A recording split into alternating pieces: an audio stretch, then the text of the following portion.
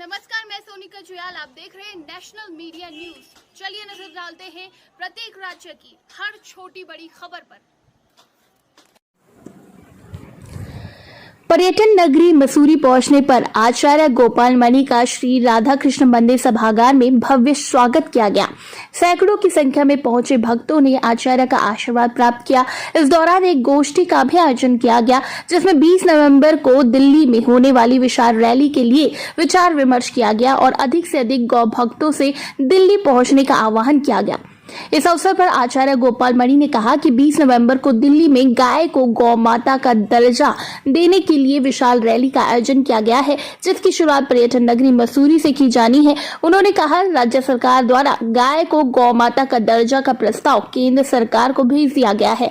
इस रैली में देश भर के गौ रक्षक भाग लेंगे और सरकार से मांग करेंगे कि गाय को गौ माता का दर्जा दिया जाए। उन्होंने कहा कि पूरे देश में गाय को गौ माता का दर्जा दिया जाना चाहिए। इसको लेकर केंद्र सरकार से मांग की जा रही है। उन्हें उम्मीद है कि केंद्र सरकार गाय को गौ माता का दर्जा देगी। इस अवसर पर भाजपा महिला मोर्चा अध्यक्ष गीता कुमारी ने राज्य सरकार का आभार व्यक्त किया और कहा कि उनके द्वारा प्रस्ताव पारित कर केंद्र सरकार को भेज दिया गया है।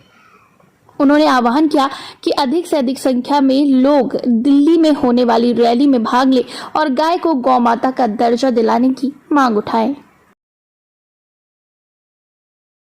किस तरीके का कार्यक्रम है आज का मसूरी? यहाँ हम लोग अभी 20 नवंबर गोपाष्टमी को गौ माता राष्ट्रमाता प्रतिष्ठा आंदोलन दिल्ली में हो रहा है, उसकी तैयारी मसूरी में हो। हमारे जो गौ भक्त यहाँ हैं उनको उस बारे में बताना है कि सब लोग तैयारी करो।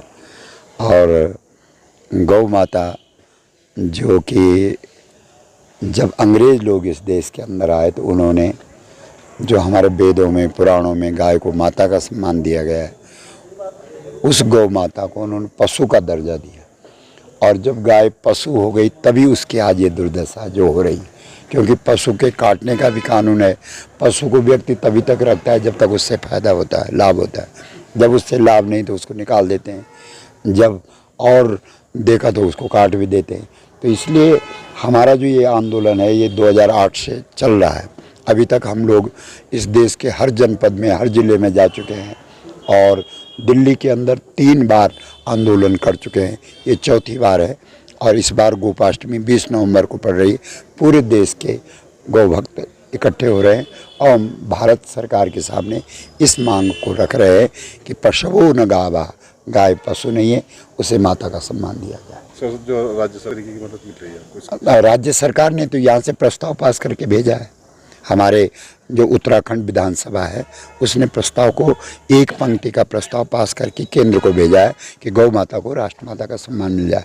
और केवल इसी विधानसभा ने नहीं, हिमाचल विधानसभा ने भी अपनी विधानसभा से प्रस्ताव को पास करके भेजा है।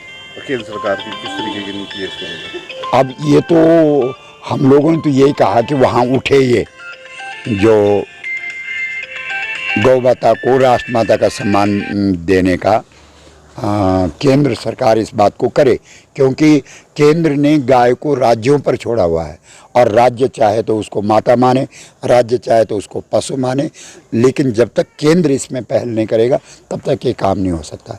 इसलिए जब पूरे देश की जो बहुसंख्यक समाज है उसकी आवाज़ होगी तो केंद्र को मानना पड़ेगा। सर, जैसे कि उत्तर प्रदेश में दिखाई दे रही है मांस बिक रहा है, उसको लेकर किस तरीके का आंदोलन किया जाए? नहीं, वो तो हमने तो सब जगह यही कहा। हम तो यही बात कह रहे हैं कि भाई पहले ये निर्णय हो कि गाय क्या है, पशु है कि माता है।